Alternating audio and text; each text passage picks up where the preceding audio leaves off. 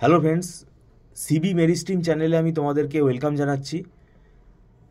তোমরা যারা এই 2025 সালে ওয়েস্ট বেঙ্গল জেকা এক্সাম দেবে, তোমাদের একটা গুড নিউজ যে তোমাদের অ্যাডমিট কার্ড বেরিয়েছে। আমি বলবো তোমরা ওয়েবসাইট থেকে তোমরা অ্যাডমিট কার্ডটা ডাউনলোড করে নাও। এবং এই অক্টোবর মাসে আমাদের 2025 সালে যে জেকা এক্সামটা হতে যাচ্ছে, এখন দেখতে গেলে সময় কিন্তু হাতে আমাদের অনেক কমে গেছে। আমার একটা অ্যাডভাইস হবে টিচার হিসেবে, সেটা হলো যে তোমরা এখন নতুন করে কোনো চ্যাপ্টার করতে যেও না, নতুন করে কোনো টপিক এখন শিখতে যেও না, সেটা কিন্তু খুব গন্ডগোল হবে। এখন যেটুকু টপিক তোমরা করেছো সেগুলোকে ভালো করে আবার রিভাইজ করো, দরকার হয় আবার একটা পরীক্ষা দাও আর একটা মক টেস্ট দাও। তো টেস্ট যত দেবে এই কম্পিটিটিভ এক্সামগুলোতে, কিন্তু টেস্ট হচ্ছে আসল। টেস্ট যত দেবে, টেস্টের মাধ্যমে কি হচ্ছে তোমার মানে রেকটিফাই হবে, তোমার ভুলগুলো ধরা পড়বে এবং সেই ভুলগুলো কিন্তু তোমার রেকটিফাই হবে। আর একটা ব্যাপার হচ্ছে, আমি জানি না তোমাদের মধ্যে কজন আগে থেকে পড়া শুরু করেছো, সেটাও একটা ব্যাপার।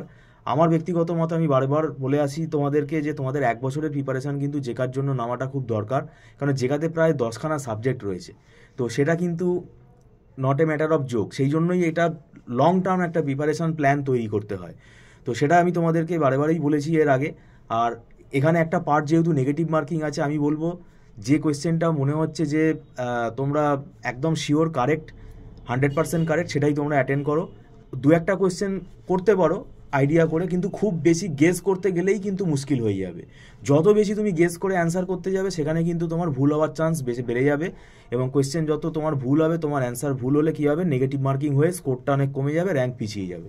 তো সেটা অ্যালার্ট করে দিচ্ছি, সেটা যেন না হয়। আর এখানে মনে রাখবে যে যা এখন তোমরা পড়ে নিয়েছো সেটাকেই ভালো করে প্র্যাকটিস করো।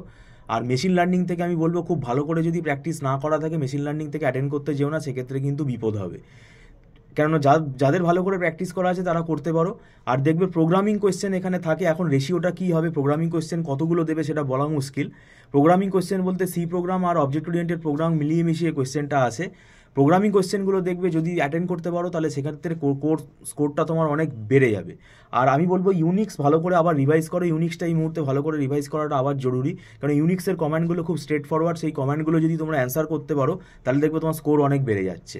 এবং অপারেটিং সিস্টেমের মধ্যে একটু অ্যালগোরিদমগুলো দেখে যাও, শিডিউলিং অ্যালগোরিদমগুলো দেখে যাও, এবং ডেটা স্ট্রাকচারের সার্চিং আর সর্টিং এই অ্যালগোরিদমগুলো দেখে যাও।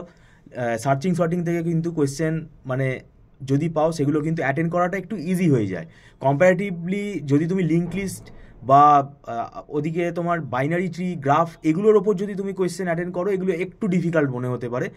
তো সেটা তোমাকে বুঝতে হবে যে কোন কোয়েশ্চেনগুলো একটু ইজি মনে হচ্ছে, যে কোয়েশ্চেনগুলো তুমি অ্যান্সার পারবে, সেই কোয়েশ্চেনগুলোকে আগে অ্যাটেন্ড করে নেবে। তাহলে কী হবে, তোমার দেখবে নাম্বার অফ অ্যাটেম্পটা বেড়ে যাবে। এবং সেখানে তোমাদের এটাও মাথায় রাখতে হবে যে নেগেটিভ মার্কিংটাকে অ্যাভয়েড করতে হবে।